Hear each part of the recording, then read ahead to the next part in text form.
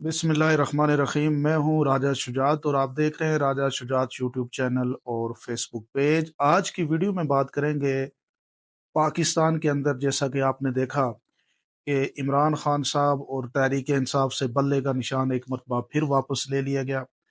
और ये आप देखें कि बल्ले का निशान कभी दिया जाता है, कभी लिया जाता है। ये सारा कुछ जो कुछ हो रहा है, जो सुप्रीम कोर्ट में आप देख रहे हैं, सुप्रीम कोर्ट में काजी फाइज ईसा साहब जो है वो कोई बात लगने ही नहीं देते। पीटीआई वाले जो बात वहां पे उनके सामने लेके जाते हैं, आप ये सोचें कि इतना बड़ा केस है जहां पे मिसिंग पर्सन का केस है, उसके अलावा जो बाकी केसेस हैं वहाँ ऑब्जर्वेशन तो काजी साहब की देखें। इलेक्शन कमीशन की सरेआम धांधली जो है वो भी उनको नहीं नजर आ रही। अबडक्शन जो हो रही है अप्रूवल की, वो भी उनको नहीं नजर आ रही। कैंडिडेट्स के जो इतनी बड़ी वास्ट मेजॉरिटी में पेपर मुस्तरद हो गए, वो भी उसको एक नॉर्मल प्रोसेस के तौर पे देख रहे हैं कि कोई मसला नहीं जी। अगर 645 लोगों के पेपर मुस्तरद हो गए तो कौन सी बड़ी बात है। तो ये तो काजी साहब का जो एक माइंडसेट है ना, उसका फायदा या उसका नुकसान ये है कि सोसाइटी तो हमारी जो है वो, ये कहते होते थे ना, आपने इनकी पुरानी अगर वीडियोस निकालें तो वहां पे ये कहते थे कि जनाब पोलराइज्ड हो गई है सोसाइटी। तो हम जो है ना वो हील अप करेंगे। इमरान खान ने सोसाइटी को पोलराइज कर दिया, इमरान खान ने सोसाइटी के अंदर नफरत पैदा कर दी। मुझे आप बताएं कि आज ये जो कुछ कर रहे हैं, इससे क्या सोसाइटी के अंदर मोहब्बत पैदा हो रही है? कि आप इमरान खान पे जुल्म और ज्यादती की इंतहा कर रहे हैं, उसकी जमात पे जुल्म और ज्यादती की इंतहा कर रहे हैं। जरताज गुल रो रो के कह रही है कि जनाब मैं 9 मई के हिस्सेदार नहीं हूँ, मैं माफ़ी मांगती हूँ। खदीजा शाह साहिबा जो थी, उन्होंने गिरफ्तारी की, फिर उन्होंने माजरत की और बड़े मुल्क से उनकी सिफारिश लगी तो वो तो निकल गई। लेकिन ये जो हमारे अपने मुल्क के शहरी हैं, इनकी सिफारिश जिनकी नहीं है, वो बेचारे क्या करेंगे? अब मसला यहाँ पे ये आ गया है कि जब तक आपकी सिफारिश है, सिस्टम के अंदर तो वैसे सिफारिश का एक कल्चर था, लेकिन अब बड़े लेवल पे भी सिफारिश आपको बड़े बड़े मुल्कों की चाहिए।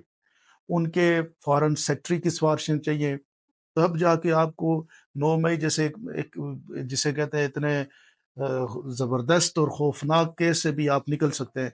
जिन बेचारों की सिफारिश नहीं है तो वो लगे हुए हैं। यानी अपने लोगों को माफ नहीं करना, बाहर के लोगों के कहने पे कुछ लोगों को आपने माफी दे देनी है।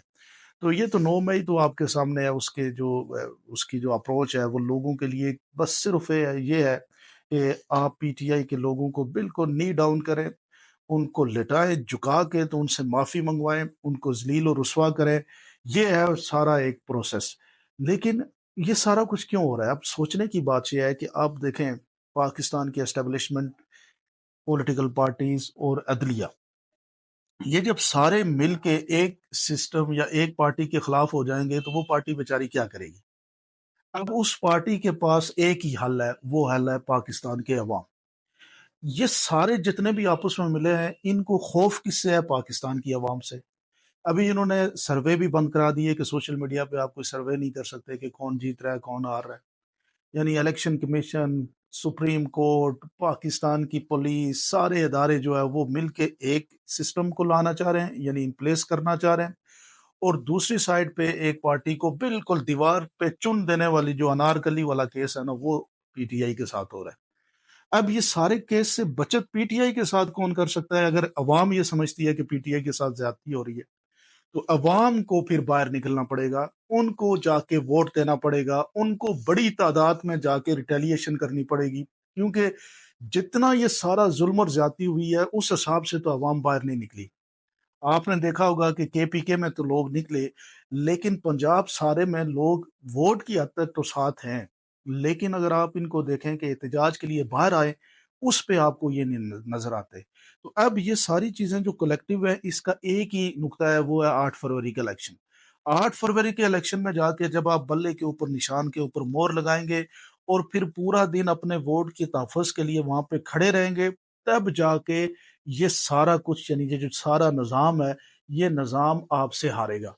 अगर ये ना हुआ तो फिर आप इस निज़ाम के इंशाअल्लाह अगले 50-100 साल और कैदी बन जाएंगे और ये निज़ाम आपको